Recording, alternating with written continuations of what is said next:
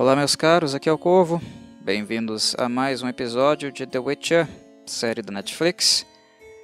Hoje falarei um pouquinho sobre o 7º episódio. E, oh boy,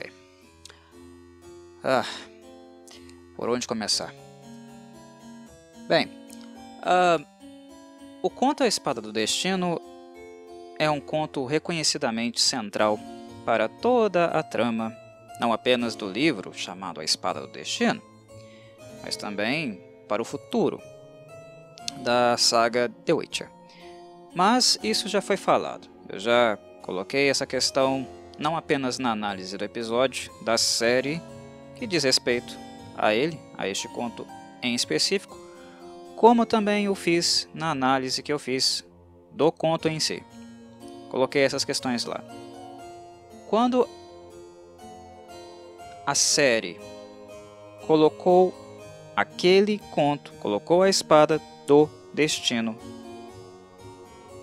em risco, quando ela completamente destruiu aquele conto, ela destruiu também as bases, toda a estrutura que organiza The Witcher, não apenas de um ponto de vista lógico, mas também de um ponto de vista afetivo, dado as relações, como elas se desenvolvem, de onde elas nasceram e para onde elas irão. Não é apenas uma descaracterização dos eventos que levam a obra a uma determinada direção, mas também uma descaracterização daquilo que é essencial nos personagens. O afeto, as relações afetivas, os desejos, os sonhos que eles têm, nutrem uns para os outros. Principalmente, no caso, Cirilla, que é a personagem principal de The Witcher, e Geralt, a pessoa que ela posteriormente passa a amar, ser a mais importante da sua vida. O pai não biológico dela, mas aquela pessoa que ela reconhece como pai. Aquela pessoa por quem ela tem um amor completamente fidedigno, real. Quando o conto foi destruído, quando o conto foi mal adaptado, não mal adaptado apenas, mas destruído, ele foi destruído, limado, completamente ceifado pela série, eu já larguei de mão. Daquele ponto em questão, eu já tinha plena convicção que a Lauren Hisrich tinha colocado todo o trabalho, pelo menos toda a possibilidade de aproximação, de respeito, respaldo em relação aos livros a perder. Mas, no segundo livro, em A Espada do Destino, ainda tem um outro conto que é central, outro conto que é extremamente bonito, marcante, né? Bastante elucidativo da relação e da predestinação relacionada a Geralt e Ciri, que é o conto Algo Mais. São dois grandes momentos representativos do que está envolvido e do que envolve os personagens no que diz respeito à predestinação. Aqui nós temos duas marcas importantes e centrais. Primeiro, a marca do destino. O destino que esfrega na cara do bruxo, relembra-o de várias maneiras, mesmo com a resistência dele, uma resistência que nós não vemos na série, né? Que é uma coisa também absurda.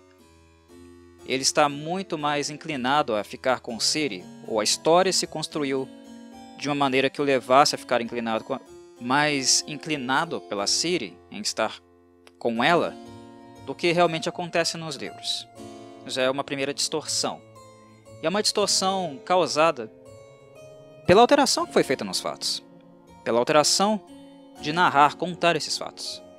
Já é um primeiro ponto aí. Mas o primeiro elemento é esse. A predestinação, o destino, voltando a esfregar na cara do Geralt a lei da surpresa. Aquele laço, aquela união que foi feita através dele. Esse é o primeiro ponto. E o segundo ponto é claro, eu chamaria de confirmação dos votos, confirmação da afetividade, confirmação daquele amor que ambos sentiram na floresta de Brokilon e que aqui na série não foi mostrado, né?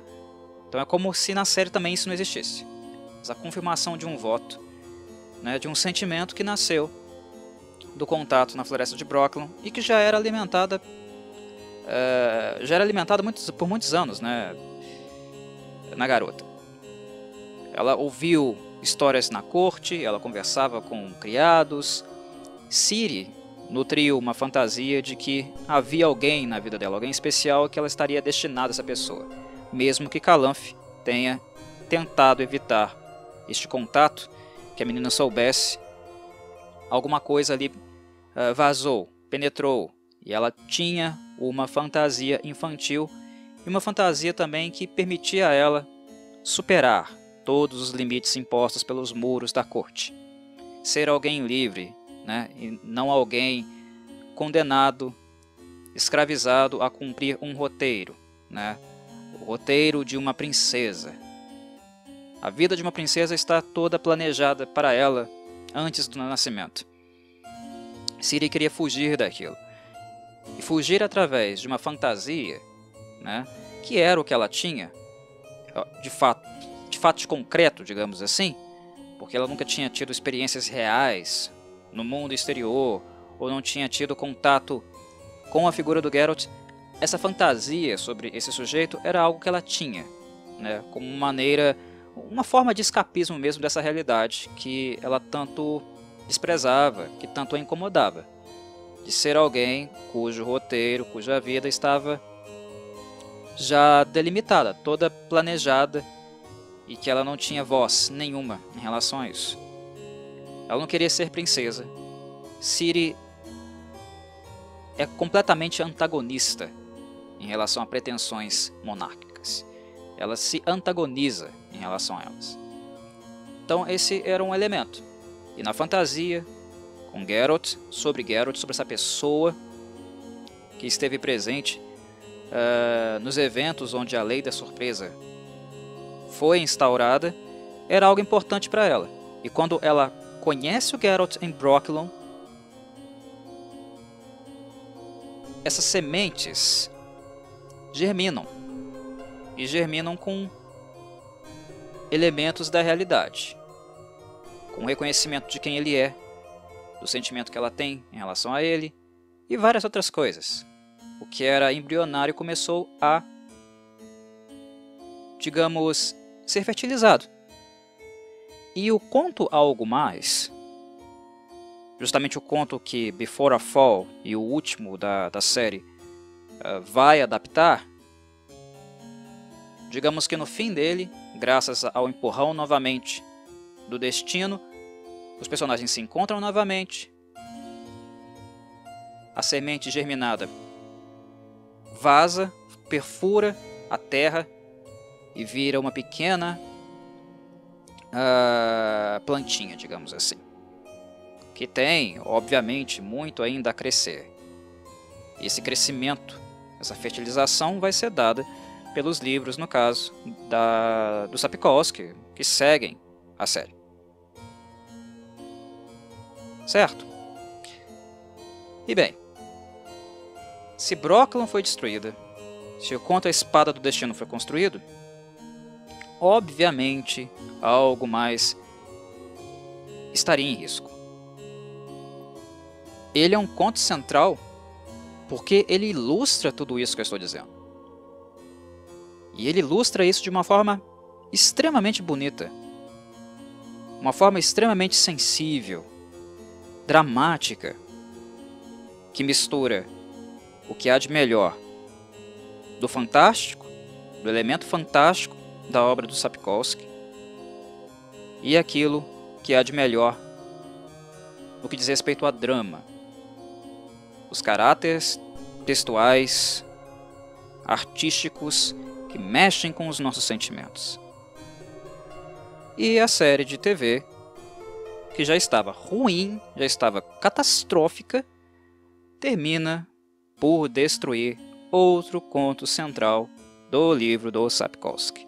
Before a Fall é mais um episódio catastrófico que perturba a lógica básica da obra, que toma liberdades criativas novamente e coloca tudo a perder.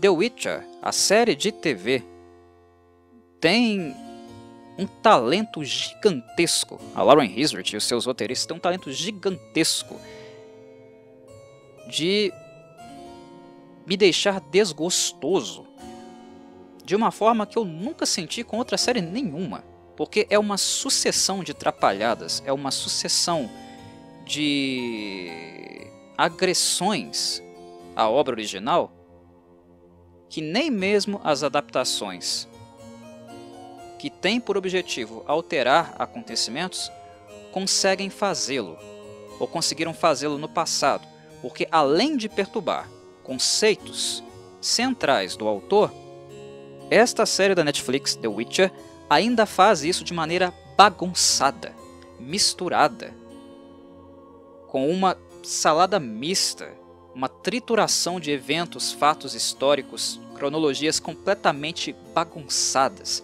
misturadas, com uma decisão de narrativa completamente alucinada. São tantos momentos diferentes, e o Sapkowski abordou tantos momentos diferentes nos seus 2 primeiros livros, que realmente, até para o leitor, fica complicado. Eu não diria impossível, eu não diria que é tão complicado assim, mas é complicado, ainda é complicado. Conseguir se situar qual momento histórico nós estamos falando. Mas não é impossível de entender, não. Não é impossível de estabelecer uma cronologia, uma lógica nos acontecimentos dos 2 primeiros livros, não. O Último Desejo e A Espada do Destino são perfeitamente compreensíveis. Mas os roteiristas e a Lauren Hisrich têm uma dificuldade tremenda, tão grande, que a maneira que eles escolheram de contar essa história foi mais confusa, mais embaralhada e desconexa do que os próprios livros.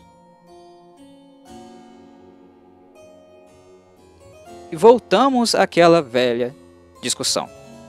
Para que mexer numa obra, adaptar uma obra, se você não tem condições, e eu digo condições, falando do ponto de vista não apenas financeiro, mas do ponto de vista criativo, do talento.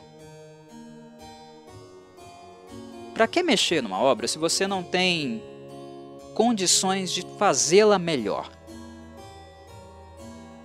De pegar aquilo que é forte na obra, pegar os conceitos que são forças, méritos de um autor e utilizá-los, porque isso é importante para uma adaptação, é central para uma adaptação, e até burrice não fazer isso. Quando você vai adaptar uma obra, é burrice não utilizar aquilo que um autor tem de melhor. Burrice. Bem, então, para que adaptar se você não vai utilizar aquilo que é de melhor? E se você não tem intenções ou não tem capacidade de melhorar aquilo que é mais deficiente, deficitário na obra original? Para que mexer? Por que se importar? A resposta é evidente: dinheiro. Dinheiro. A marca é forte, o nome é forte porque a CD Projekt Red, a empresa polonesa, o fez assim por causa dos games. Já sabemos de tudo isso. E a Netflix comprou os direitos, pagou o Sapkowski para poder ter um carro forte no campo da fantasia, nesse gênero, dentro da sua plataforma de streaming. A resposta é essa: só dinheiro. A motivação é dinheiro, porque artística é muito difícil, extremamente difícil de perceber, qualquer que seja. O elenco de The Witcher é bom, os figurinistas são bons, os fotógrafos são bons, são atores profissionais do cinema e TV dignos.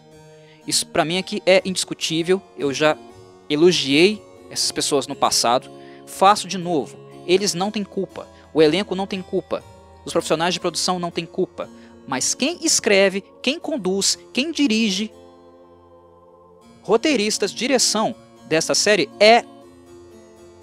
eles são uma catástrofe. É vergonhoso a incapacidade dessas pessoas de conseguir compreender elementos centrais da obra. Uma leitura simples. The Witcher, a gente está falando de uma leitura filosófica, a gente não está lendo Adorno, Horkheimer aqui. A gente não está lendo teoria crítica da sociedade, a gente não está lendo Sartre. A gente não está lendo Kant, não. É literatura fantástica. É um texto simples, fácil de decifrar, fácil de compreender. E a gente está falando aqui de pessoas que não têm capacidade de compreender o mínimo, que é conceitual e central nessas obras. É enervante. É enervante. Para mim, assistir 6 episódios já tinha sido tortuoso. Para mim, comentar 6 episódios foi tortuoso, porque eu demorei meses para conseguir penetrar em um novo episódio por causa do desgosto, desagrado que um episódio isoladamente me causava. E principalmente aquele que para mim é central na obra, é a base dela, que é o episódio que adapta a Espada do Destino. Aquilo para mim foi a morte. E eu volto várias e várias vezes para tentar terminar aquilo que eu me propus a começar, a analisar essa temporada. Eu não sei se assistirei a segunda, porque com a destruição de mais um conto, e não apenas este conto, porque nesse episódio aqui, Before a Fall, nós também temos retratações do conto Fragmento de Gelo, que também foi destruído, também foi colocado a perder.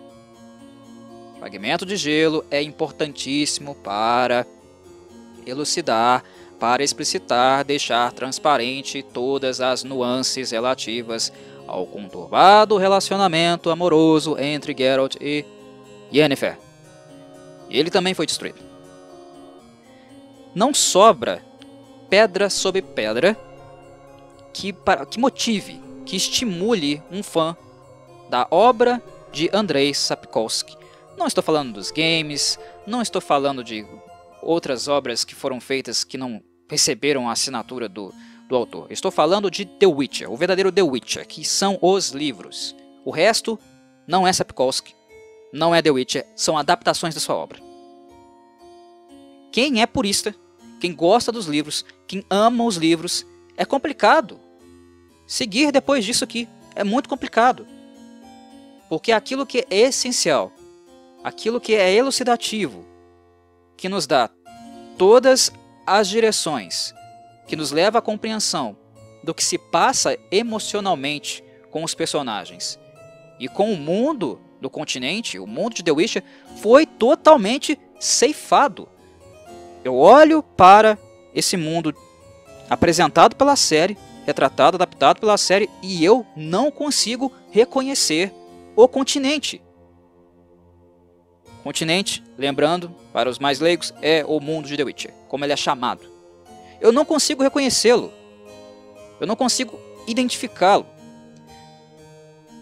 Se mentalmente eu penso nos reinos de The Witcher, nas suas próprias características geográficas, étnicas, culturais, sociopolíticas, eu consigo ter um mapa mental do que é esse mundo e de como ele funciona.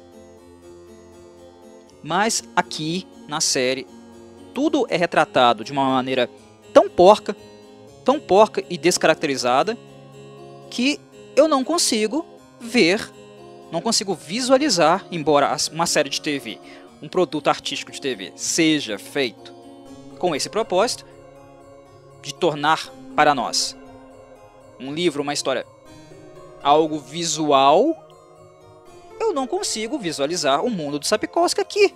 Ele não existe. Ele não existe. tudo que é íntegro, central, na obra dele não existe aqui. Até os elementos novos que são inseridos, como o interesse de Fringilla, que agora está lá com Nilfgaard, né? Virou feiticeira de Nilfgaard. Decidiram isso aqui na série, falando sobre demonologia, magia de fogo, né? Os tabus não permitidos pelo capítulo da magia, por Aretusa, Banard. Como se isso fosse elemento central, como se isso interessasse, como se isso justificasse qualquer feiticeiro trabalhar, estar presente com Nilfgaard.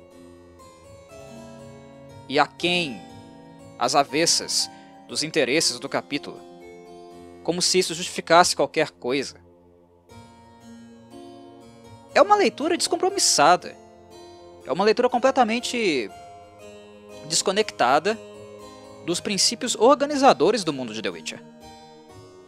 E isso torna a adaptação amorfa, ela torna a adaptação, eu diria, alienante. Assistir The Witcher sem ler os livros é a coisa mais alienante que eu possa imaginar para uma pessoa. A CD Projekt Red fez um trabalho com seus games, The Witcher 1, 2 e 3, onde a sua história é ambientada, adaptada após os eventos dos livros. Mas o respeito com a integridade, com o conceito, com as bases organizadoras, os elementos da obra de Sapkowski foram assertivas e pontuais. Você joga os games, você não vivencia os eventos dos livros, mas mesmo no futuro, nessa história hipotética, essa sequência hipotética, que não é canônica, mas é hipotética, você consegue sentir os reinos, os personagens e os antagonistas e protagonistas como personagens que saíram do livro do Sapkowski. Tem uma lógica, tem uma conexão, tem algo ali que nos faz perceber, olha, sim, esse aqui é o Geralt, esse aqui sei lá, é o Emhyr, essa aqui é a Cirilla, essa aqui é a Triss, essa é a Yennefer. Há conexões, há contatos entre o game e a obra. Ela parte da obra. Essa conexão. Os games partem da obra. Os poloneses da empresa da CD Projekt Red viraram e disseram: nós vamos partir e criar algo novo a partir da obra. E eles levaram essas palavras a sério, a ferro e fogo. Eles fizeram isso mesmo. O que nós temos em The Witcher, nas histórias que seguiram, que foram apresentadas nos games, não são histórias narrativas sapkowskianas, mas tem o espírito sapkowskiano. Porque essas pessoas leram os livros, essas pessoas compreenderam os livros e levaram seus elementos centrais, seus conceitos, sua lógica de funcionamento a sério. E é exatamente isso que nós não vemos na série de TV, que nós não conseguimos encontrar em aspecto nenhum nessa adaptação de TV. Aqui, a Lauren Hissrich, os seus roteiristas leram os livros, parece que não leram. Eu já falei sobre isso, parece que eles não leram. Que eles fizeram uma leitura, como eu falei em podcasts anteriores, uma leitura dinâmica, aquela leitura que você faz correndo, louco para acabar. Apenas para ir para um próximo capítulo ou um outro livro, para continuar devorando livros, mas sem aquela imersão, sem aquela paixão pelaquela leitura, por aquele texto que você tem em suas mãos. Sem imersão, sem conseguir senti-lo de fato. Parece que é leitura dinâmica ou não leitura. E ela só foi feita para dizer, ou para se portar, né, ter uma postura de retirar o que é mais icônico, característico dos elementos do autor, das qualidades do autor, para colocar no lugar aquilo que os envolvidos acreditam ou desejam que se configure ou configure a obra em uma obra autoral dos mesmos. Desculpa, volto a repetir, nós não estamos aqui para ver The Witcher da Lauren Hisrich. Aqueles que gostam de The Witcher não estavam dispostos, no início, a sentar-se por horas e horas e assistir uma série da Lauren Hisrich. Se ela quiser fazer isso, beleza, ela pode fazer quando ela quiser. Senta a bunda na cadeira, na casa dela, escreve um livro baseado em The Witcher, igual a CD Projekt Red fez. CD Projekt Red pagou lá o Sapkowski, pouco na época, mas pagou. Ou deixa eu produzir uma obra baseada na sua, dar uma continuidade para a sua, naquele ponto, naquele trecho que você não explorou muito, ou nas aberturas que você deixou. Deixa eu explorar isso, eu te pago aqui, ó. Tá aqui o dinheiro que paga, compra os direitos. Posso fazer alguma coisa a partir da sua obra? Beleza. Pagou? Pode. Vai lá, faz o seu game. A Lauren Hisrich poderia fazer isso. Aqui, ó, toma, Sapkowski, toma uma graninha. Deixa eu escrever o meu livro, The Witcher by Lauren Hisrich. Deixa eu escrever o meu livro. E depois, aí eu adapto a história do meu livro. Do meu livro. Não do seu. Já que eu não importo com a sua obra, já que eu não respeito, não honro a sua obra para fazer algo decente, digno, respeitoso, fiel a ela, beleza. Eu escrevo o meu livro, a minha história que utiliza o seu mundo, e aí eu adapto a minha série de TV, a série de TV da Netflix, baseada no mundo que eu criei, na história que eu criei. Mas isso não acontece. Por quê? Porque, primeiro, ela não tem capacidade para isso. Ela não tem capacidade para escrever um bom roteiro. Que dirá um livro. Escrever livros é muito mais complicado do que escrever roteiros. Roteiro é um texto técnico. Completamente técnico.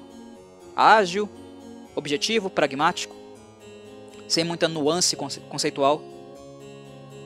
É apenas algo que orienta como uma cena é conduzida e para onde a narrativa vai em um determinado período de tempo. Isso é um roteiro. É um texto muito mais simples que um romance. Muito mais fácil de ser redigido. Se você estuda a técnica, se você entende estruturalmente o que é um roteiro, você faz um roteiro a qualquer momento aí na sua casa. Basta que você estude isso. Estude a técnica de criar roteiros. E você vai fazer, sem menor problema. Qualquer pessoa pode fazer isso. Agora, não é qualquer pessoa que pode ou consegue escrever uma saga, um romance literário de qualidade. Não é qualquer pessoa. E a Lauren Hisrich não tem tal capacidade. Ela jamais faria isso. Durante esse período de pandemia, durante esse ano caducando, digamos assim, que a Netflix teve com a sua série, nós todos caducamos, né, postergamos, procrastinamos muitas coisas em virtude da necessidade de não estar lá fora. Ela poderia sentar e escrever vários contos, assim como o Sapkowski escreveu. Contos, não estou falando de um livro completo, ou de um romance longo, que é basicamente o que nós vemos, do terceiro livro até o último que o Sapkowski escreveu. Não estou falando de romance linear longo. Ela poderia sentar e escrever alguns contos. Mas ela não fez isso e nem vai fazer, porque ela não tem capacidade para isso. Ela não é o Sapkowski. As ideias dela não são interessantes como o Sapkowski, não substituem as do Sapkowski, não comovem como as do Sapkowski. E eu não estou falando isso para detratar, não. Eu estou constatando o óbvio. Eu estou constatando isso à luz do que eu tenho visto, à luz do que eu tenho assistido na série. Finalmente cheguei ao 7º episódio. Estou dando graças a Deus que agora no meu horizonte eu só tenho mais um para assistir e comentar. É à luz disso aqui que eu estou falando. Mas por que a Netflix não vai fazer isso? Ou por que a Lauren Hissrich não vai fazer isso? Justamente porque eles sabem que eles não têm capacidade de escrever histórias interessantes, narrativas interessantes, como aquelas que o escritor polaco nos apresentou.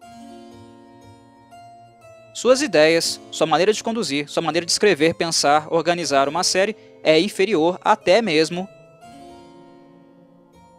a CD Projekt Red.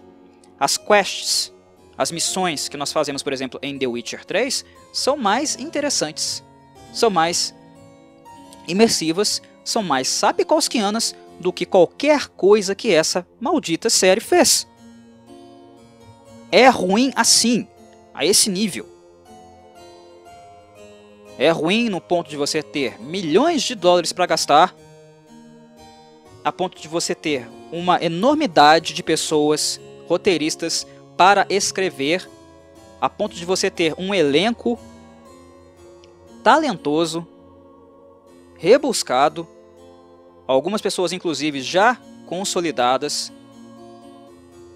na profissão, experientes, alguns iniciantes talentosos, com futuro, tá?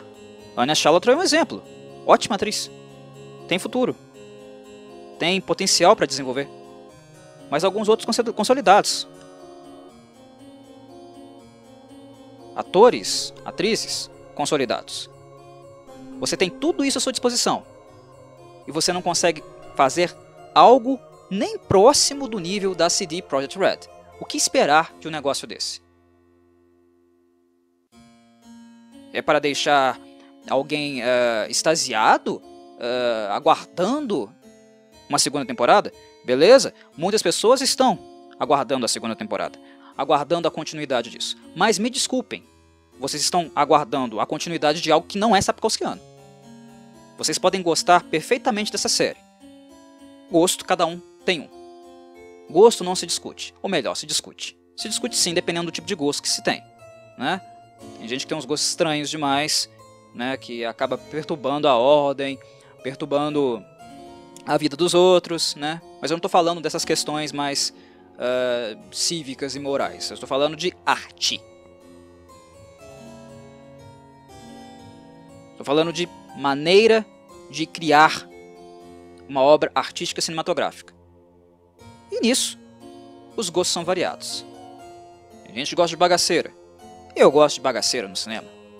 Tem muito filme porco que me diverte. Mas eu viro para vocês e falo, me diverte.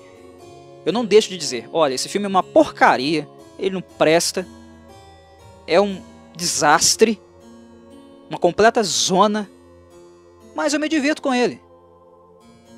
É um reconhecimento do meu gosto, mas não tapando o sol com a peneira. Não é uma coisa no sentido de virar e dizer, nossa, que filme maravilhoso, que filme incrível. Não, eu viro para vocês e falo. Eu faço isso com bastante frequência nos filmes que eu analiso, abordo no Cinecorvo. Isso aqui é um lixo. Isso aqui é uma porcaria. Tecnicamente, cenicamente, isso aqui é ruim. Mas eu gosto. Me divertiu. Foi entretenimento. Ok? Beleza. Isso é possível de fazer, é normal de fazer, é aceitável. O que não dá para fazer é virar para uma obra, colocar a mesma lá em cima, dar um conceito gigantesco a ela, tratá-la como se fosse uma nova maravilha do mundo, quando ela sequer arranha, passa perto de ter 10% da qualidade da obra original. Se você gosta de The Witcher, beleza. Você pode gostar de The Witcher com o direito que você tem de gostar de bagaceiras. Todo mundo tem esse direito, todo mundo tem o direito de se divertir com elas. Mas virar e dizer que essa obra é fenomenal, fantástica, tecnicamente muito bem desenvolvida, isso é conto da carochinha. Você está alucinando. Se você fala um negócio desse, você está alucinando. Você está colocando o seu afeto, o seu apreço, os seus sentimentos pessoais na frente de uma análise fria, técnica, minimamente razoável. comparar a série com os livros é impossível. Chega a ser um traje fazer isso. E Before a Fall, este episódio é mais um dos episódios que se portaram de maneira indigna com a obra. É indigno. O que eu vejo aqui é indigno. É algo que eu jamais conseguiria fazer, lidando com a obra dos outros, com uma franquia dos outros, livros, trabalhos, conceitos que são apreciados, queridos por uma legião de pessoas. Quando você escolhe trabalhar com uma obra consolidada, você não necessariamente você tem que abrir mão da sua autoria, de fazer algo que é seu. Mas você tem que levar em consideração que é uma obra consolidada, que é uma obra amada por muitos, apreciada por muitos. Você tem uma responsabilidade de respeitar minimamente aquilo que milhares de pessoas, ou até milhões de pessoas, não creio que seja o caso de The Witcher, mas, digamos aí, milhares de pessoas apreciam. Trabalhar com adaptações é trabalhar com responsabilidade. Você não pode simplesmente colocar dentro da sua adaptação coisas antagônicas, incompatíveis ou completamente fora da caixinha, a ponto das mesmas perturbarem, destruírem, atentarem contra os conceitos centrais de um trabalho. E a prova disso é que a maioria das obras que fazem isso acabam se configurando em fracasso de crítica. Há as exceções? Há. The Witcher foi aclamado pela primeira temporada? Foi. Pelo público, não pela crítica. A mídia destruiu. A crítica especializada destruiu essa obra. Destruiu a série. Desceu o cacete. Em termos de análise, o que interessa realmente é uma análise mais fria, uma análise mais técnica da questão, da coisa. O público importa também, claro que importa. Mas nós temos que pensar na obra de um ponto de vista também mais crítico, mais analítico. E não tão passional, digamos assim. Ah, Cor, você está sendo passional na sua análise. Claro, eu gosto de The Witcher. Na minha análise tem passionalidade também, mas eu não estou numa redação de jornal sendo pago para escrever e analisar a obra. Se eu fosse pago, contratado por uma redação, eu faria isso. Aí eu retiraria do meu discurso toda essa passionalidade, né, essa tempestade de palavras calorosas que eu estou colocando aqui. Não palavrões, mas são palavras pesadas e tempestuosas. Se eu estivesse numa redação escrevendo, sendo pago para isso, beleza, eu tiraria essas coisas do meu discurso. Mas aqui eu estou misturando. Estou misturando algo que é apaixonado, algo que é inflamado, que vem de alguém que aprecia a obra original, com questões mais técnicas. Algumas mais técnicas, mais pontuais, mais críticas naquilo que eu vejo em termos do trabalho apresentado, né? Daquilo que foi apresentado pela Netflix. Mas a crítica isenta, completamente isenta, não totalmente isenta, mas o máximo que se é possível de isenção, essa que é feita, técnica, é muito importante. E ela não gostou de The Witcher. E com razão. Tem motivos para isso. Ah, qual a razão? Qual os motivos? Vai lá, porra, lê a merda dos artigos. Você vai entender. Se você lê um jornalista, um analista conceituado, compromissado com a análise fria da obra, técnica, com responsabilidade, você vai encontrar no texto do redator todas as justificativas que o leva a avaliar mal a obra, a avaliar mal o trabalho final da Netflix. Está lá. Basta você deixar de preguiça, acessar um texto e lê-lo. Simples assim. Mas, por que então a avaliação do público foi altíssima? A série foi aclamada. Porque a maior parte do público é leigo. A maior parte do público não leu os livros de The Witcher. Não me venham dizer que leu porque não leu, não. Não é popular com o público em geral. Nós estamos falando aqui de um programa de TV, de uma plataforma de streaming que basicamente está em qualquer lugar do mundo que tenha conexão de internet. Conexão de internet é alguém que tenha dinheiro para pagar pela mensalidade da plataforma. Ela está em qualquer lugar do mundo que tenha isso. Nem todo lugar do mundo tem isso, infelizmente. Mas grande parte do mundo tem. E essas pessoas não leram The Witcher. Não leram os livros. Mal jogaram os games, porque game... Vou falar uma coisinha aqui pra vocês. É coisa de rico. É coisa de classe média alta, rico. Ser gamer é caro. Então a maior parte do público sequer jogou os games da CD Projekt Red, que por sinal não são a obra de The Witcher. São uma adaptação, como eu falei. Quiçá leram os livros. E por que não leram os livros? Porque não conheciam os livros, não sabiam da existência deles. The Witcher não é Lord of the Rings. Não é a obra do Tolkien. Não é a obra da J.K. Rowling, Harry Potter. No caso de Harry Potter, não estou falando nem de qualidade, não. Falando de questão de conhecimento mesmo, né? De marca, de exposição. Harry Potter pra mim é ok. Não é aquilo tudo que o seu fandom fala que é, mas também não é ruim, não. É respeitável.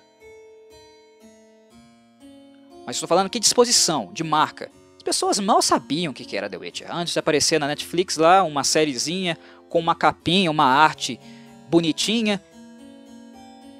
E que tinha como ator principal, né, garoto propaganda, o Henry Cavill. Antes disso, a maior parte desse povo que avalia a série não conhecia, não leu The Witcher e provavelmente nem vai ler. E quem ler, de fato, os livros, quem tiver hábito de leitura, vai perceber como a série e os livros são uma coisa completamente distante uma da outra. Uma coisa alienígena, completamente alienígena e com muito menos refino, um mau gosto tremendo. É isso que nós encontramos na série. Dependendo da ordem de apreciação que você tem com um tema em questão, um universo em questão, dependendo da ordem de apreciação, daquilo que você experimenta primeiro, isso afeta com certeza o seu julgamento. Com certeza. Se você começa pelo pior, a sua tendência é melhorar o seu conceito, a sua visão com a obra a partir do tempo. Quando você começa com o pior, sem conhecimento daquilo que lê, daquilo que manuseia ou assiste, se aquilo que é apresentado para você é algo ruim, mas você de alguma forma gosta, é algo óbvio que a partir do momento que você passe a tratar, a ter contato com os pontos, as formas de apresentação desse conceito, que são as melhores, no caso, os livros, é claro que o seu conceito vai melhorar. Você passa a gostar mais da obra de The Witcher do que o contrário. Mas quando você começa pelo melhor, pelos livros, e então tem contato com obras inferiores, você começa a sentir desgosto. Porque desde o princípio você foi acostumado, adaptado a ter o seu nível de exigência lá em cima. O sarrafo está lá em cima desde o começo. E é por isso que, para leitores dos livros, alguém que tem a biografia voltada para os livros, experiência com eles, apreciação por eles, não consegue suportar essa jossa, essa bagaça aqui. Entendem? Não dá. É intragável. Essa é a realidade do leitor sapkowskiano. Quando apareceram os games de The Witcher, ok. Tem algo do espírito ali. E é um joguinho, algo que me diverte. Algo que me dá lazer por algumas horas. Ok. Sem problemas. Mas quando nós chegamos na pior representação da obra, e olha que eu não sei se a obra polonesa, né, a série polonesa, é algo muito pior do que a da Netflix, não. Eu não avalio uma série apenas por questões de efeitos especiais. A série polonesa é horrorosa. É muito ruim. A primeira adaptação que foi feita de The Witcher, né? Muito ruim, intragável. Mas eu não sei se ela está tão longe assim em termos de péssimo, em termos de horror, do que essa aqui não. A série da Netflix é melhor do que a polonesa, do que a adaptação polonesa. Mas é tão ruim quanto.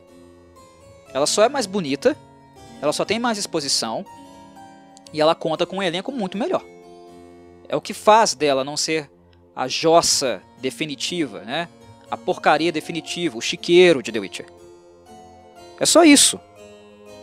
Dinheiro. Com dinheiro você consegue ali fazer, né, uma plástica, uma maquiagem, esconder as suas imperfeições, né? Você coloca ali um pozinho de arroz na cara, um botox, e aí tu esconde. Esconde as suas imperfeições. E é só por isso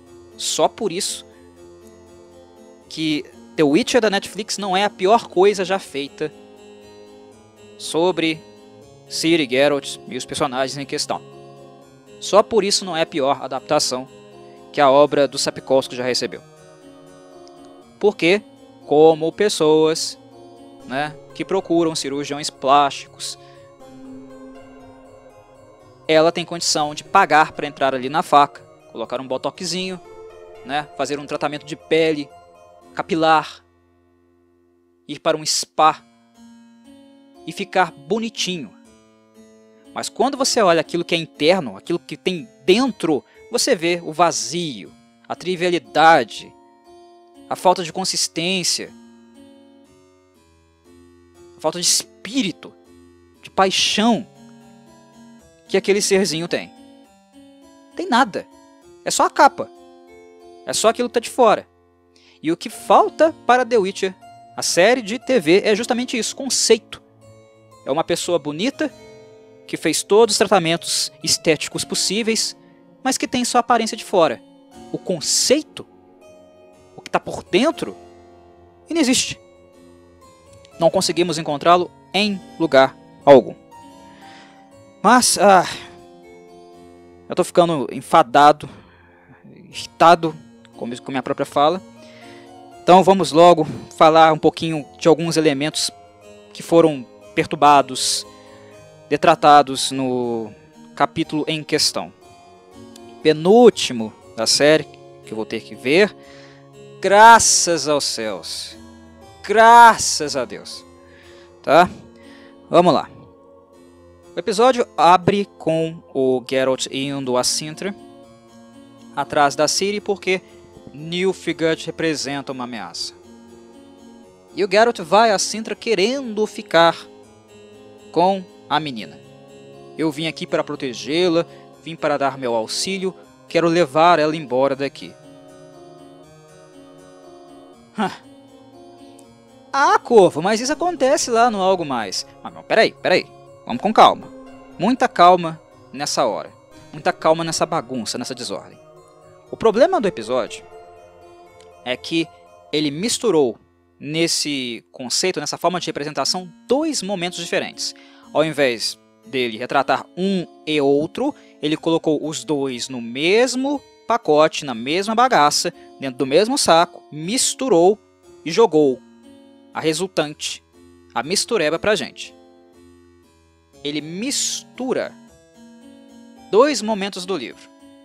O encontro prévio com a Calanthe, entre Geralt e Calanthe, no qual ele não tinha a menor intenção de levá-la, sequer vê-la, mas foi um momento interessante para que a Calanthe nos apresentasse o passado do bruxo e a infância dele, e ao mesmo tempo nos introduzisse ao flagelo, ao genocídio infantil, que é o treinamento dos bruxos, o teste das ervas. Por isso foi importante. A série mistura aquele momento com o momento de caída, de derrocada de Cintra, que é onde o Geralt parte para lá correndo, igual um louco. Na verdade, ele só descobre lá, né, que a cidade realmente está caindo. Ele vai antes, em virtude do pedido de Yennefer, para visitar a menina. No livro, tá? No livro. E lá ele descobre que as coisas estão indo de mal a pior. Porque é claro, né, no mundo de The Witch você não tem um celular na sua mão que você vai no Google e descobre em tempo real: nossa, tá tendo uma guerra na Síria. Não é assim. E para alguém fudido, machucado, detonado, que havia sido arrebentado, né, por monstros, completamente alucinado, drogado, que é a maneira como nós encontramos o Geralt no conto Algo Mais do livro, é claro que ele não estaria sabendo de nada. Não estaria sabendo dos eventos recentes do mundo, principalmente aqueles que estavam acontecendo em tempo real. É claro que entre os reinos do norte, vários governantes estavam mandando pombinha. Uma pombinha para cá, uma pombinha para lá, né? A palavra estava chegando, mas o Geralt é um mero bruxo. Ele está entre os meros réis mortais, né? Ele não está nas coroas, ele não está dentro dos principais círculos monárquicos do mundo de The Witcher. Então a notícia ela se espalha, mas ela demora um pouquinho para chegar. Tá? Então ele descobre nos livros, lá, praticamente lá, que a cidade foi pro saco. E ele descobre isso através, claro, do Jaskier. Bem, mas aqui ele sabe, né, que a cidade vai cair e tal, e por isso vai correndo para lá. Tá, mas voltando à questão dos dois momentos que a série misturou. Esse, do primeiro encontro com a Calanthe, que revela muito do passado da infância do Geralt, mas o Geralt não tem interesse de levar a criança. E a série mistura esse segundo momento, que é o momento da queda de Cintra. Tá aí o problema. São dois momentos muito distintos. Certo? Muito distintos. No segundo momento, quando a cidade está sendo invadida, Geralt não tem nenhum contato com a Calanthe. Ela já tinha morrido. Ela já tinha pulado da ponte. Da torre. Pular da ponte, quem quer sou eu. Depois de ver esse episódio horrível. Mas enfim, ela já tinha pulado da torre. Ela não encontra com ele. E no primeiro encontro, que é um encontro mais importante para conhecermos o personagem, o Geralt, do que a Calanthe ou a Ciri, importante para conhecermos o passado dele, não há hostilidade. Há a informação de uma hostilidade que no passado poderia ter ocorrido, poderia ter acontecido e não aconteceu, porque a Calanthe mudou de ideia. E é aqui que reside o grande problema desse episódio também, que está no fato da Calanthe, da personagem Calanthe, embora nós saibamos que ela é a Leoa de Cintra nos livros, que ela é uma mulher intempestiva, de personalidade forte, que pode ser tirana e cruel, como todos os outros monarcas desse mundo. Todos eles são uns filhos... Você sabe do quê? Não vou falar palavrão não. Todos eles são podres. Mas, nesse momento do livro, nos é mostrado um traço da personagem, um traço da monarca, que nos indica que ela tem um mínimo, um pinguinho sequer de dignidade, de honra. Porque, querendo ou não, no passado, o Geralt fez um favor gigantesco a ela. O fato de nunca ter buscado a Cirila também, anteriormente, também foi uma atitude nobre do bruxo. Uma nobreza, inclusive, que ela chegou a cogitar e esperar dele no momento que decidiu não mandar assassinos atrás do Geralt. O Mizor, dos livros, né, do Sapkowski, diz em segredo ao Geralt que ela cogitou enviar assassinos, mas que depois retirou a ordem. Isso revela um mínimo de honradez, de dignidade por parte da Calanthe de Cintra. É algo que torna a personagem, a monarca, um pouquinho menos desprezível,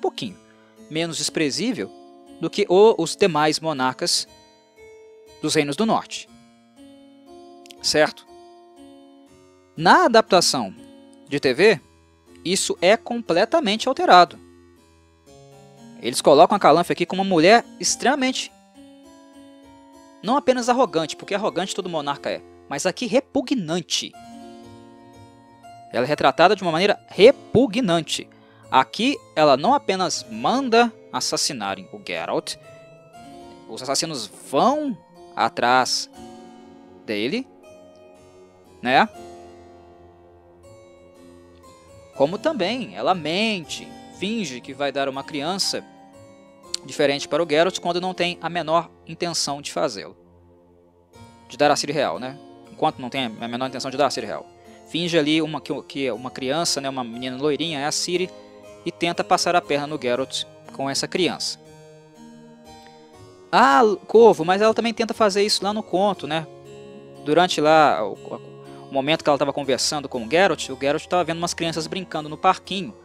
E ela propôs que o Geralt adivinhasse quem era a criança. Se ele adivinhasse, ele poderia levá-la com ele. E a criança não estava lá. A Ciri não estava lá, óbvio. Também tentou enganar ele. Ok. Tentou enganar ele. Sim, ela não queria dar a Cirila para o Geralt nos livros e também não quis dar a Cirila aqui no episódio da série. Mas a organização, a estrutura que organiza essas cenas, esses eventos, é completamente diferente. São outros condicionantes. A Calanthe que nós temos aqui na série da Netflix é repugnante. Ela não se importa com absolutamente nada relacionado à vida do outro. A vida do Geralt, de quem quer que seja. Apenas a vida dela, né, e da sua família. Só. A Calanthe do conto é interessante porque quem vai até o Geralt, quem se disponibiliza, né, tem a motivação de entender o que foi a vida desse sujeito, é ela. E por isso, como consequência disso, acaba sendo a Calanthe quem nos explica, a Calanthe que nos ensina coisas importantes, pontuais acerca desse personagem. Se não fosse pelo interesse dela, pela pesquisa dela, esse movimento de tentarem compreender o passado do personagem, nós não o conheceríamos como conhecemos, porque ele mesmo tem dificuldade de falar sobre isso. É algo difícil para ele, doloroso para ele, e ele, se dependesse dele, ele não falaria. Nós não conheceríamos a vivência dele com os bruxos, né, o treinamento, o uso dos mutagênicos, né? Não saberíamos do fato das crianças, da maioria delas, falecerem durante a transformação, ou até mesmo nos testes físicos. Nós não saberíamos nada relacionado a isso, porque é um assunto tão constrangedor, repugnante. É um genocídio infantil. Um genocídio o qual ele sobreviveu, por sinal. O Geralt é como se fosse uma criança de Auschwitz que saiu de lá viva. Você não quer falar sobre isso mais. Você não quer mais pensar sobre isso mais na sua vida. É um fantasma que vai ficar com você. Auschwitz ficou com os judeus que sobreviveram a ela pelo resto da vida. É um trauma. É um flagelo que você passa. Não apenas o seu corpo, mas o seu espírito é completamente destruído. É natural que um personagem não queira falar da sua vivência em um campo de concentração. É um paralelo que eu faço aqui, para indicar, dizer um pouco da razão do bruxo, obviamente, não querer tocar nesse assunto, a não ser que a motivação seja fazer com que os responsáveis por isso paguem. Paguem pelos seus pecados, que não é o caso. Então, se não fosse a Calanfe se interessar pela vida dele, descobrir com que tipo de pessoa a sua neta possivelmente estaria, nós não conheceríamos aspectos da infância do Geralt e do tempo dele com os demais bruxos. Não conheceríamos toda aquelas cenas de horror, aquele genocídio. A Calanfe que faz isso. E é um momento interessante também do conto, quando ela demonstra interesse em saber da mãe do Geralt, da motivação que levou o bruxo, né, a se separar da mãe. Algo que abre espaço, né, dá a dica, aponta para aquilo que viria a ser desenvolvido posteriormente no conto, que é o aparecimento, novamente, né, o único aparecimento da Vizena na história de The Witcher. É o que deixa a porta aberta. É o que definitivamente nos dá a deixa. Alguma coisa vai aparecer aqui nesse sentido.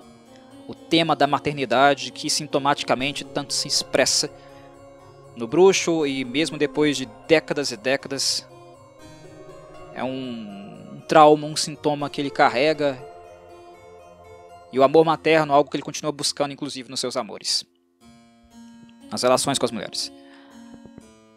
A Calanfe que entra nesse espaço, porque ela está interessada, levando em consideração a Ciri, mas ela é interessada a ponto de deixar o bruxo falar, deixar o bruxo se expressar, revelar os horrores, os fantasmas que fizeram parte da vida dele.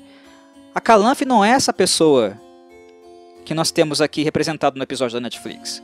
Fria, arrogante, indiferente. É retirado da personagem alguns traços que minimamente fazem dela um pouco mais humana e um pouquinho mais respeitável do que os demais monarcas tiranos de The Witcher. Ela é tirana? Ela é desprezível? Sim, ela é uma monarca. Claro que ela é. Mas tem coisas na Calanfe que tornam a personagem menos desprezível do que os demais. E isso foi completamente tirado dela. Aqui ela foi colocada no mesmo patamar dos demais regentes. Não tem nada nela que nos faça vê-la de um modo diferente, minimamente diferente, do que os outros governantes de The Witcher. Ela foi colocada no mesmo patamar, no mesmo saco que eles, né? Sobre a questão da Cirilla Fake, retoma o fato de que o Geralt não tinha intenção de levar criança nenhuma embora. Ele não suporta essa ideia. Ele é completamente contrário à lei da surpresa. Ela é antiética, ela é brutal, ela é flageladora. Ela condena crianças a passar pela mesma coisa que ele passou, que destruiu a sua vida e que depois de décadas, é algo quase secular, ele continua experimentando, saboreando todos esses fantasmas, esses traumas, esse sabor amargo desses acontecimentos, dessas violências que ele passou. O Geralt não suporta a ideia, é abominável para ele de exercer a lei da surpresa. Ele não faria isso, tá? Não faria. Lá no livro ele não faria. Aqui ele sabe da guerra e quer tirar a Ciri de lá de qualquer jeito. Nossa, que fácil, né? Conveniente também. Nossa, ela tá em perigo. A guerra chegou. Agora eu ligo pra essa menina? A guerra chegou. Agora eu ligo pra essa menina. Nunca tive contato com ela. O Geralt do livro teve. Lá em Brokilon. Lembram-se? Em Brokilon. Então tem, né, algo construído. Tem algo prévio que justifica a preocupação dele com a menina. Ele não sabia da guerra nos livros. mas ele teve contato com a menina e criou uma certa afeição por ela. E quando a Yennefer fala para ele, vai, Geralt, vai pra Cintra, porque aquela menina te ama de verdade, um amor tão verdadeiro e puro, que é até maior daquilo que eu tenho para te oferecer, ela fala isso para ele, ela deixa isso claro para ele lá durante o festival de Belantine, onde os dois se reencontram. Em Belantine, ela fala isso para ele. É ela que dá o toque, é ela que exerce a função materna, né? Ô filho, vai lá. Aquele amor é verdadeiro. Você está procurando um amor em mim? E você tem um amor tão precioso, tão inocente e puro, que é um amor que eu sempre procurei durante toda a minha vida e eu não posso ter. Foi retirado isso de mim. Ser mãe, ser amada verdadeiramente por uma criança, um amor mais puro que você pode imaginar. E o destino colocou isso no seu colo, e a criança demonstrou isso para você. Então vai atrás dela, Geralt. O que você está fazendo aqui? Por que você veio procurar? Por que você veio me procurar? Não veio procurar, né? Mas por que você está aqui conversando comigo?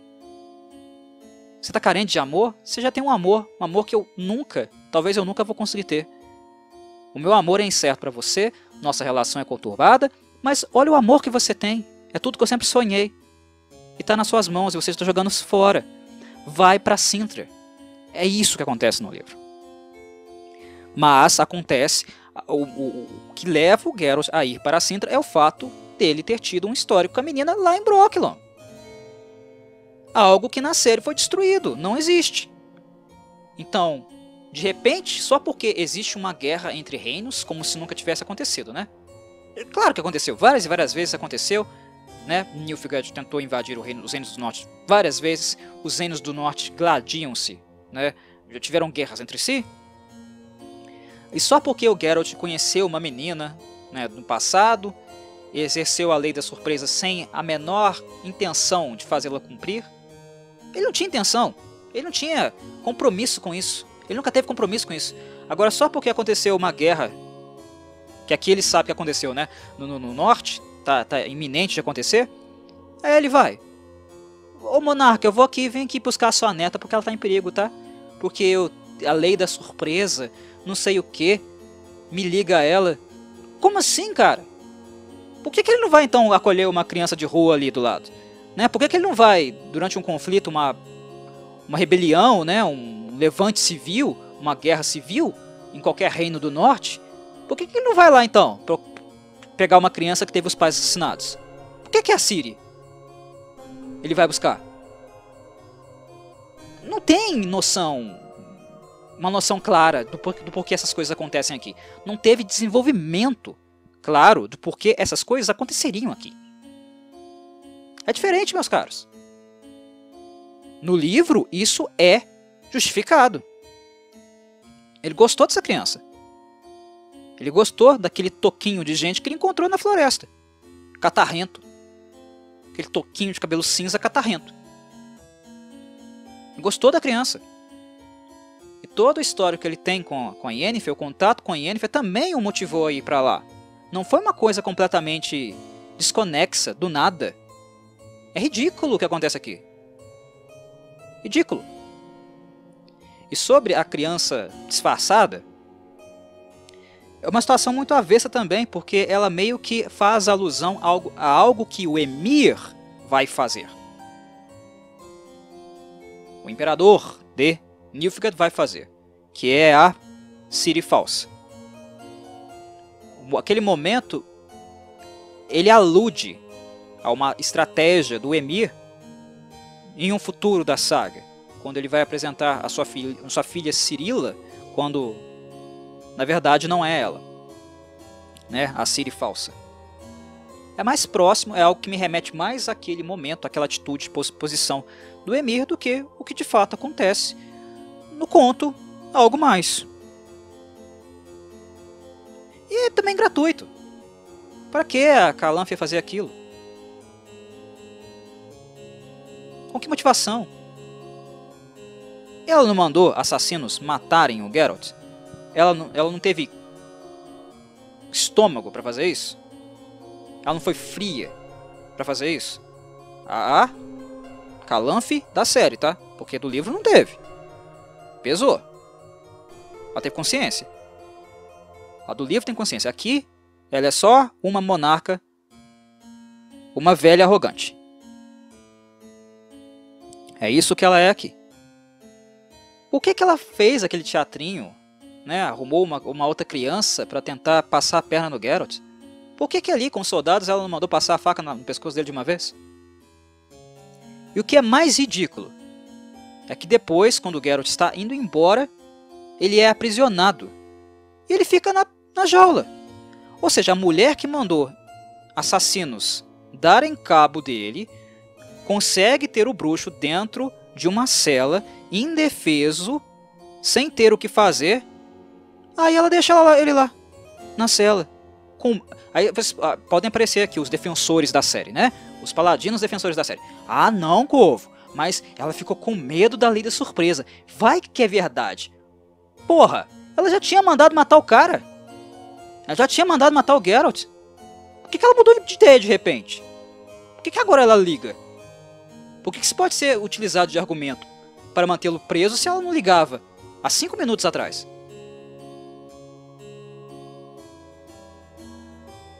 Não tem sentido.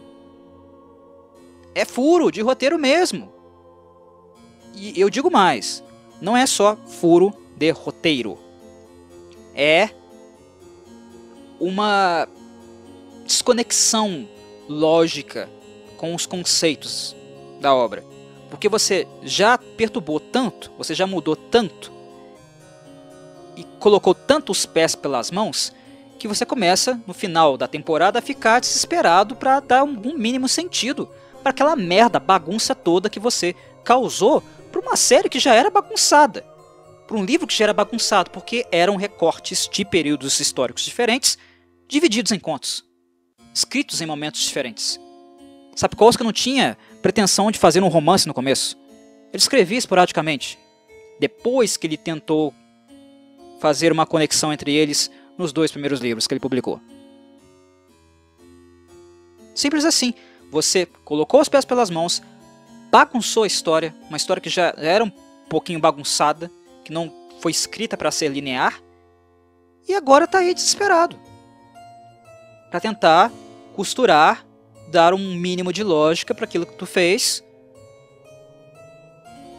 e que passa a ter essas dissonâncias, esses não reconhecimentos de coisas, de furos toscos, medonhos, primários, amadorescos no seu roteiro.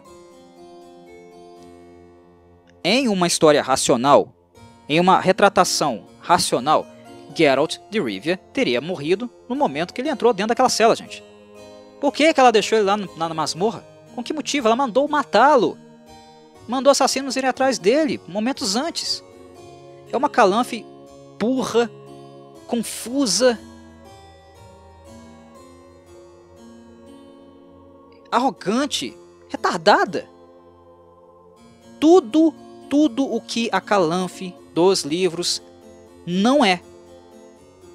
Ela não é isso. Ela é o contrário disso. Entendem? Enfim. Outro momento que eu acho um desastre nesse episódio, em Before a Fall. Yennefer e Istredd. Depois do entrevero entre os dois, no capítulo anterior, né, a Yennefer vai ser retratada aqui, ela e o Istredd no caso, né? Na verdade, o que está sendo adaptado desse momento aqui é o conto Fragmento de Gelo, que é um conto maravilhoso, conto extremamente bem escrito, que deixa os leitores putíssimos com uma dor de cotovelo gigantesca em virtude do que a Yennefer faz com ambos os personagens masculinos que contemplam, disputam o amor dela. A calota de gelo do seu coração é explicitada, deixada de maneira transparente para que nós a apreciemos e percebamos também aquela chama pequena que ainda reside lá no fundo, mas bem no fundo. Uma chama possivelmente de esperança, que algum dia ela se torne alguém menos fria do que ela aparentou ser, né, naquele conto. Fragmento de Gelo é maravilhoso. E aqui eles dão o quê? 10 minutos de retratação para ele? Se foi isso, foi até muito. Mas eles acabam retratando o conto correndo, os acontecimentos do conto, de uma maneira que não tem nada a ver com o conto, porque o trio amoroso não foi configurado ali, né, a tensão causada pela presença do trio. E o maior pecado que a Lauren Hissrich e os seus roteiristas cometeram foi na retratação da Yennefer. Ela destruiu o Fragmento de Gelo, porque ela retratou a Yennefer justamente, proporcionalmente, ao contrário, exatamente, proporcionalmente, ao contrário, ao inverso do que a Yennefer realmente é naquele conto. Ela fez o contrário. Ela não entendeu o texto. Aqui a Yennefer, depois, né, do arranca-rabo com Geralt, da briga que eles tiveram no episódio anterior, ela aparece lá nas escavações do Istred, ela vai atrás dele, desesperada, se arrastando, procurando, né, por um amor entre aspas, né, procurando por algo que possa passar ali um gelolzinho, né, um gelozinho no cotovelo dolorido dela.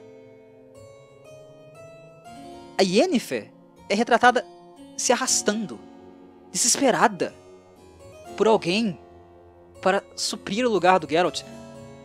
Fragmento de Gelo é o contrário disso. É o contrário. É o contrário disso. Fragmento de Gelo denota, representa pra gente a frieza. O quanto ela consegue ser fria para desprezar ambos, ou qualquer um que a corteje, ou que esteja envolvido emocionalmente com ela, que tenha principalmente amagoado, arranhado o seu orgulho. Demonstra traumas da Yennefer, orgulho dela, vaidade.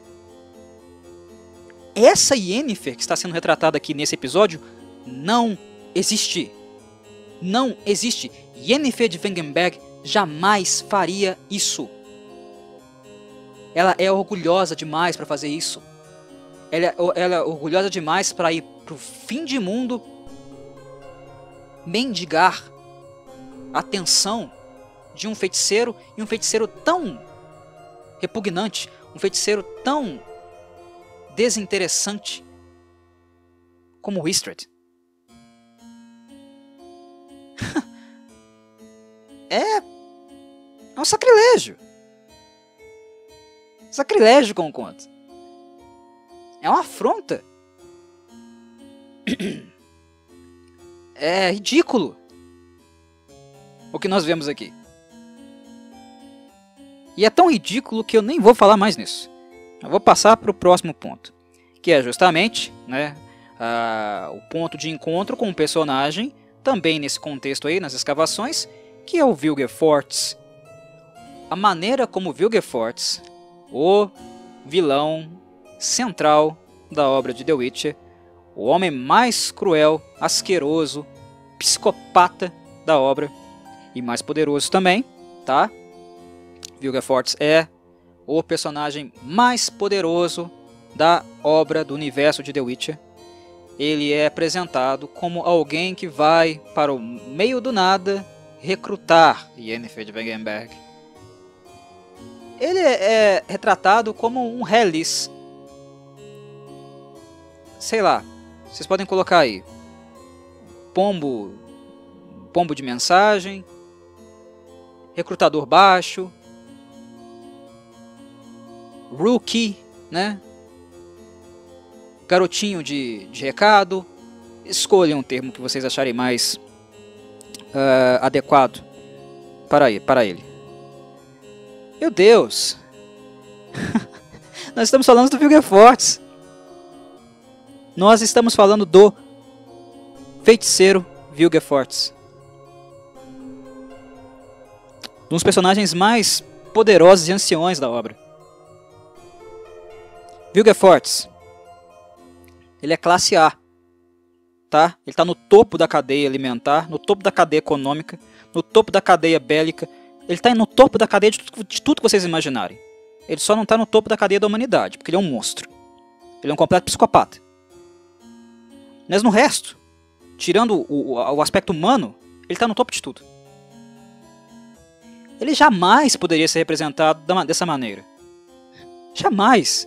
Vilgefortz nunca se rebaixaria a ser um garoto de recado, a um recrutador de beira de esquina. Onde que esse povo está com a cabeça? Que tipo de vilão, de imagem de vilão esse povo quer criar?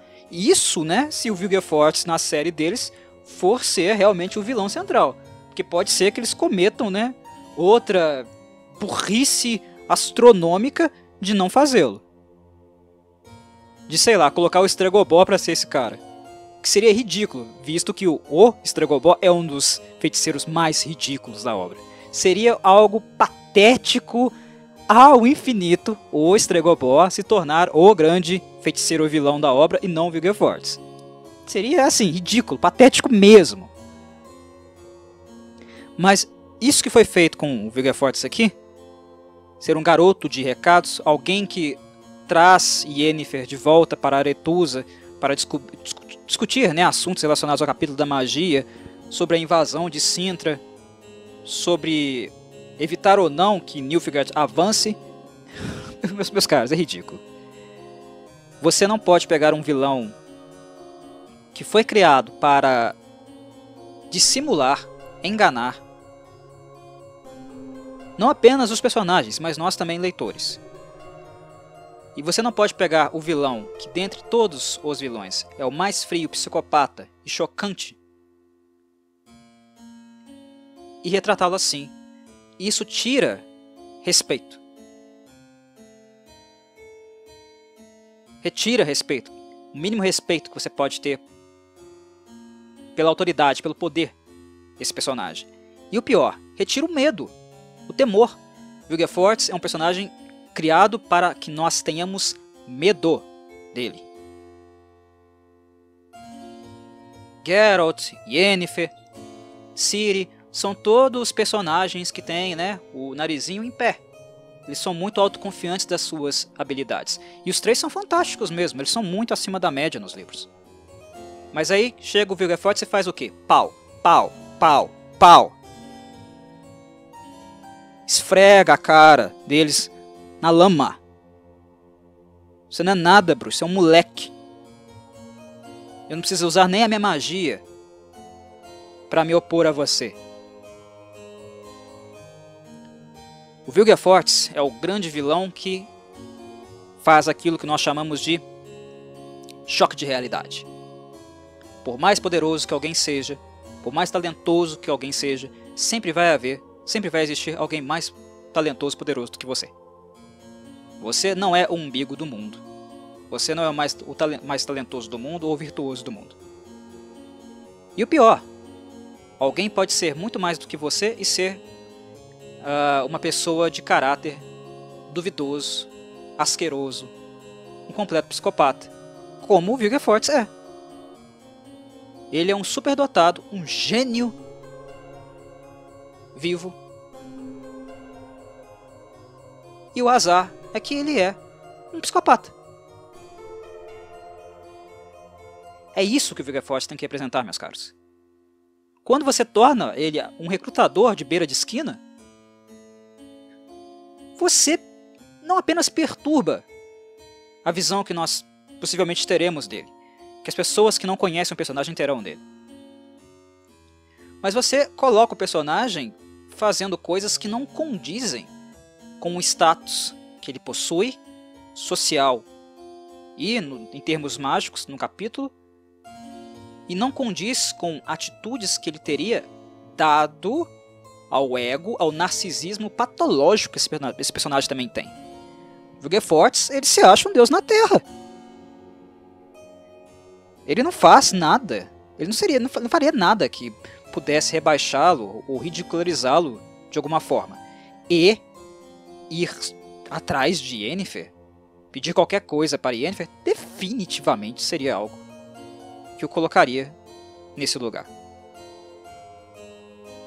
Mas é o que a Lauren Hissrich e os seus roteiristas acabam fazendo para fazer, né, para resultar, no caso, no retorno de Yennefer para Aretusa, para que ela veja, né, todos os seus fantasmas, né, da sua infância, das coisas que ela passou, da sua juventude, né, das coisas que ela passou por ali.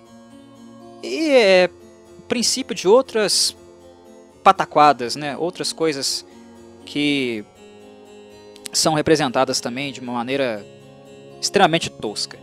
Aquele lago, né, aquele poço onde as feiticeiras menos talentosas são transformadas e colocadas para ser um condutor mágico, aquele conceito não foi bom, ele não foi justificado pela primeira temporada, ele foi criado, ele não existe nos livros, foi criado pela série. Eu aguardava uma justificativa conceitual para aquele poço, ela não veio, previsível, né? Eu já deveria esperar. Que foi só uma invencionice colocada ali e que não veria nada. Não viria nada daquilo. Nada seria explicado a partir daquilo. Eu já deveria esperar. Eu ainda dei algum crédito para a série. Besteira. Não veio. Não viria. Mas outras coisas também muito ridículas que aparecem aí. A Yennefer chegando no quarto dela, lembrando das coisas que foram feitas, da vida que ela passou ali, da maneira... o relacionamento distante, frio e conturbado que ela teve com a Tissaia. Ela encontra, né, 3 feiticeirinhas, né, estudantes no quarto dela. Começa a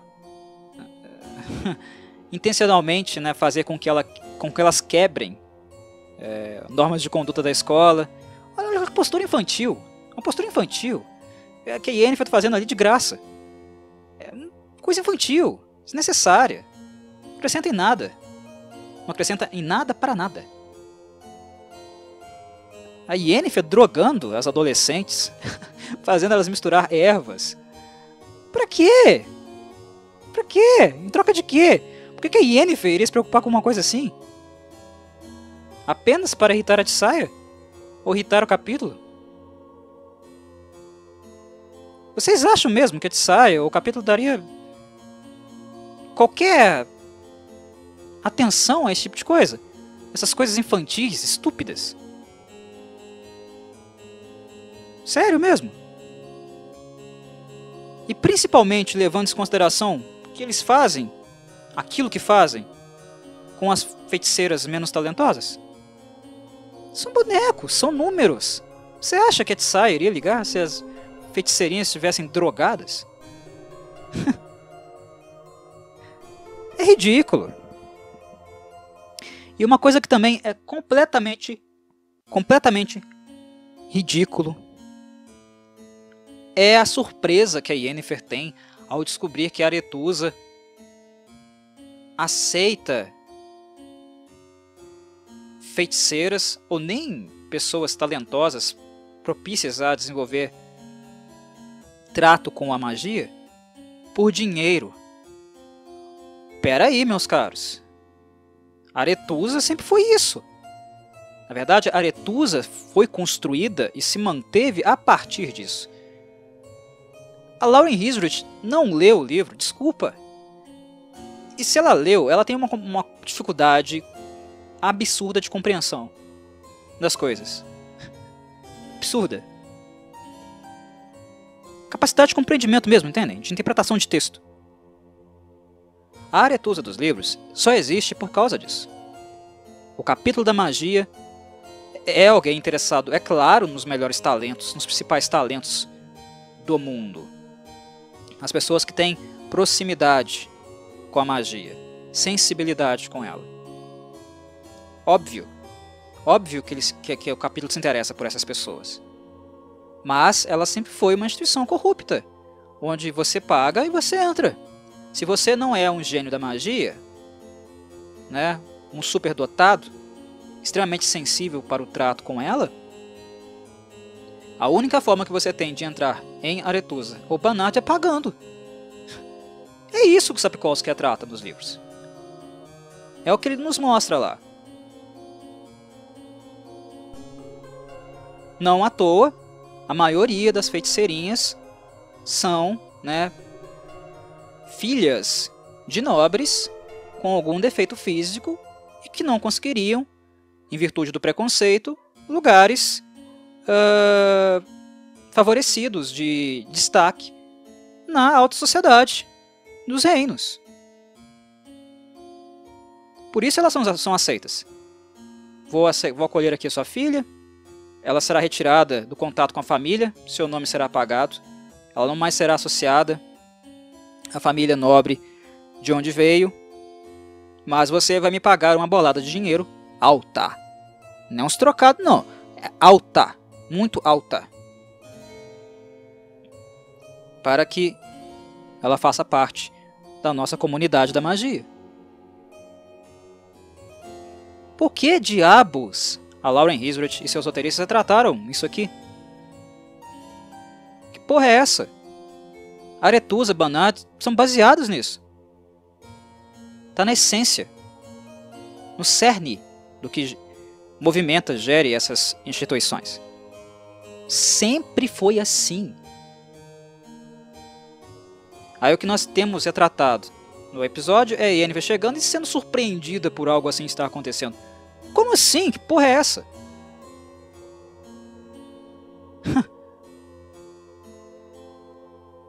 Enfim, o episódio termina, né, com um transe da Ciri lá no final, quando ela está sendo assaltada.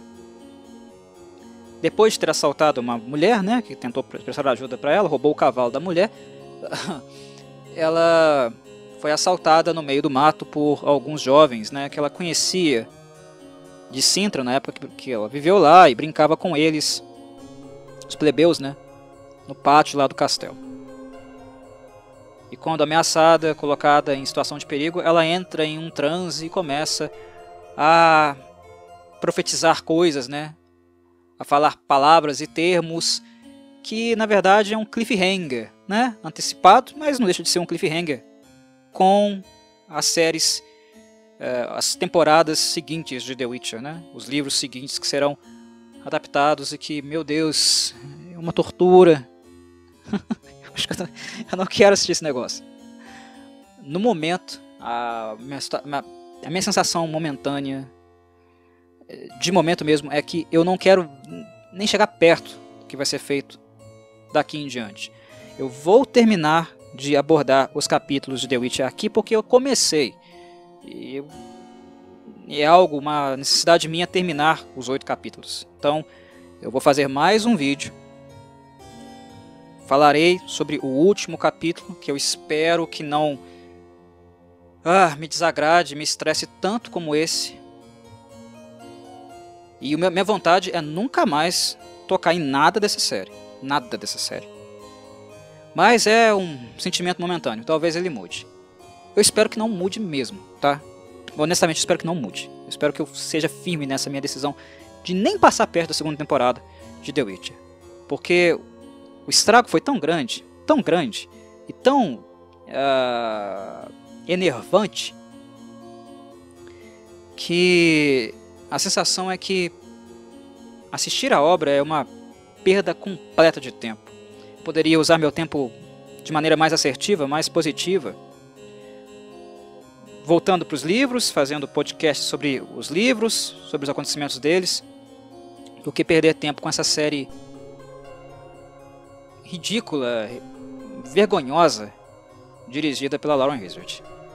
Tenho pena, tenho dó dos atores e atrizes, dos excelentes produtores, né, dos artistas mesmos que trabalham com produção, que montam o cenário.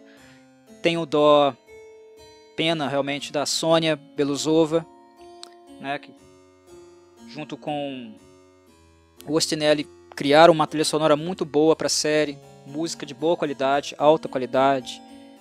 Tenho pena de quem está conhecendo The Witcher através dessa porcaria. Sinto muito por vocês, por todos vocês, todos esses envolvidos. Mas eu tenho que ter um pouquinho de pena de mim, também. Eu tenho que ter um pouquinho de dó da minha pessoa. E no momento, ter misericórdia de mim significa me afastar completamente do que virá adiante relacionado a essa série.